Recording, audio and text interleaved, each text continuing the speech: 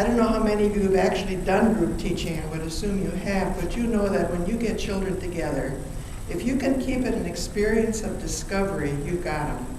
You know, like if you just have one student and you ask a question and the student doesn't know the answer, you got to give it. If there are two children, one of them will at least learn it, you know, or share it with the other. So there's an excitement that builds. And I guess everything that Julie was saying, and Cynthia also, is to play expressively.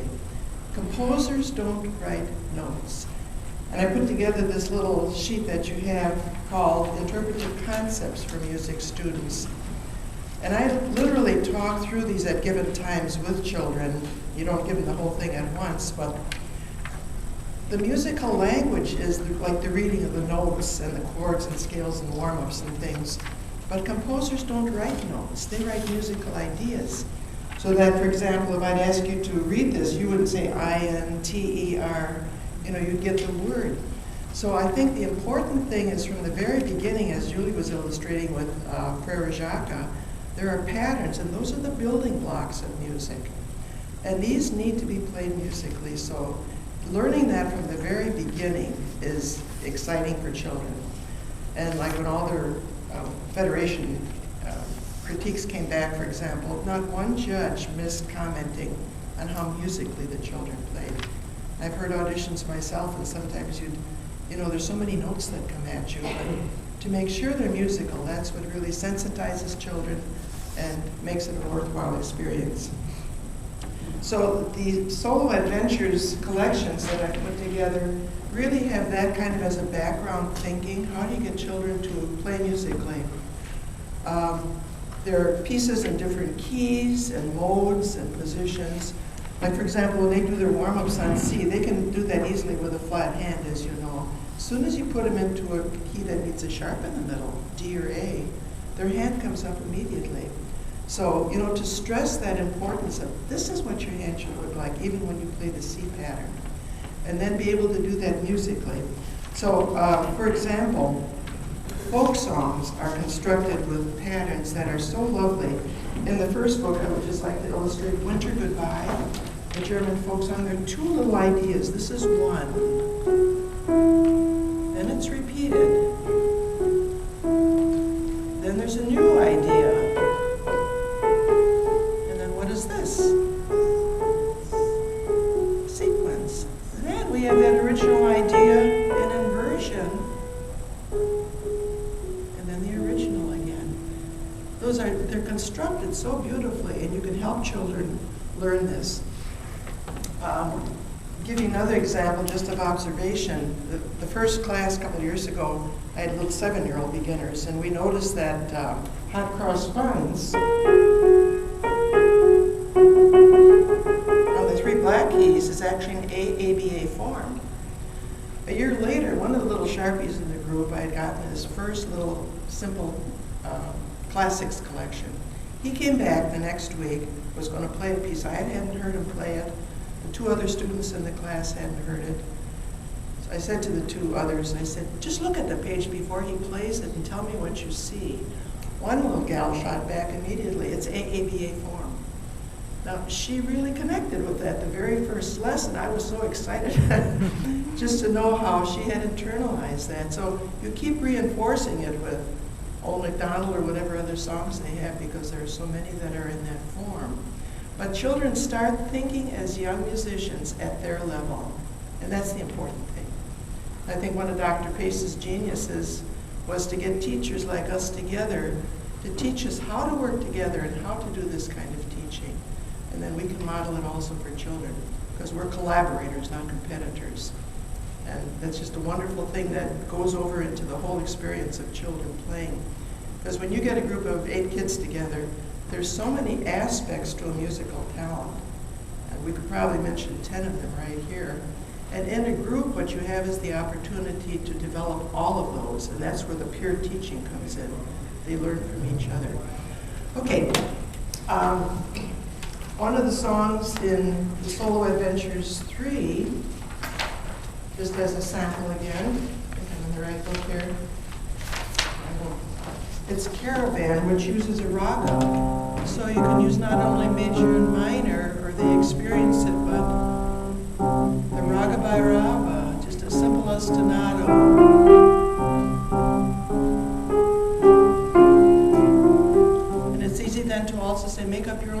melody now to that ostinato, using that scale.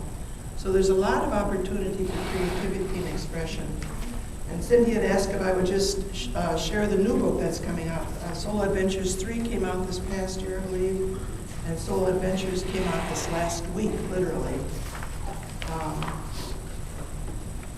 The first one is Cool Blue Cat. Cynthia, would you do me the favor of my buddy who can play a jazz tune with me here?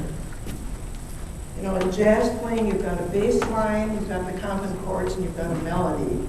So if we only have two hands, we sometimes need help. So I start out here with the two upper parts.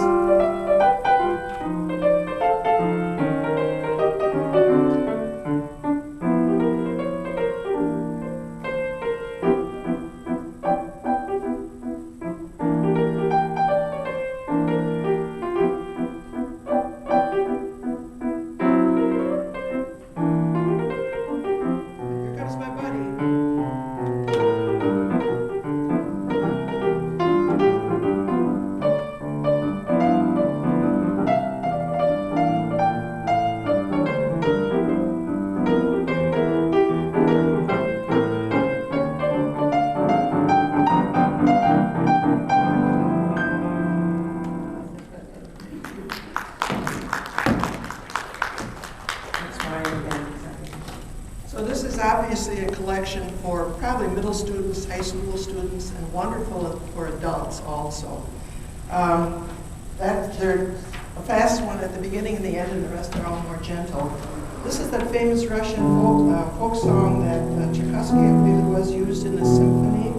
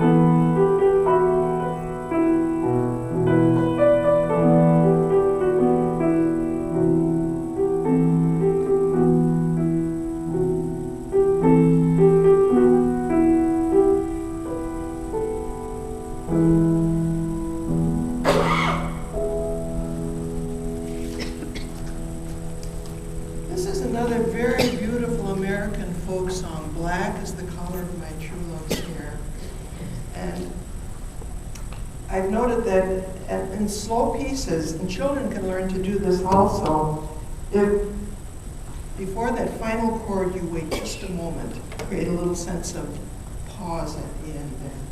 So this gets into some little clusters.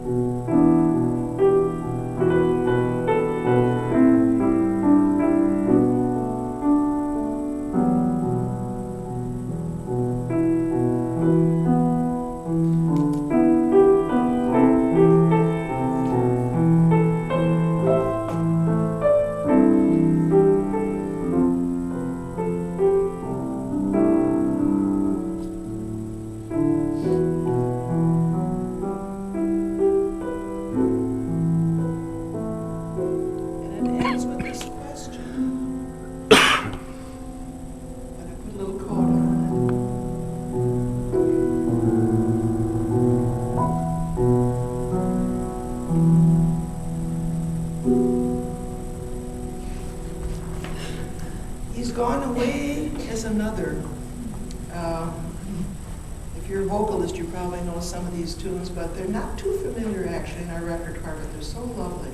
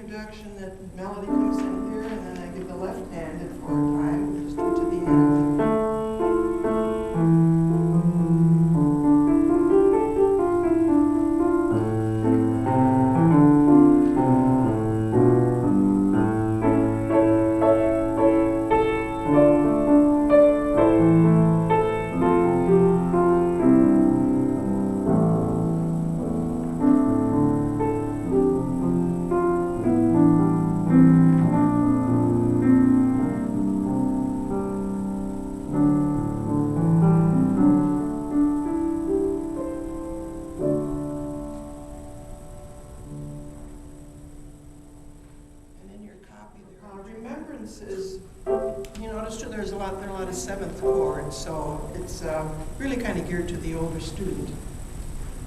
This has triplets 2 against 3 here. But again, descending sequences.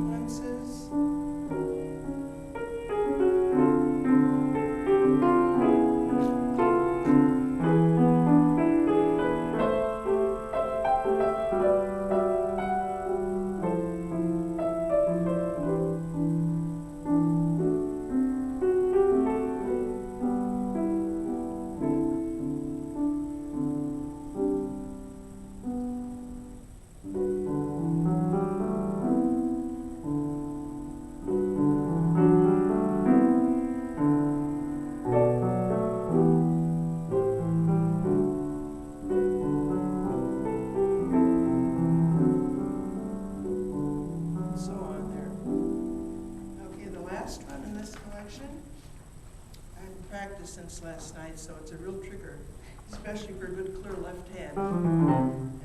Just about every measure. Cartwheel capers, and if you think of it as trying to do that, it'll express this.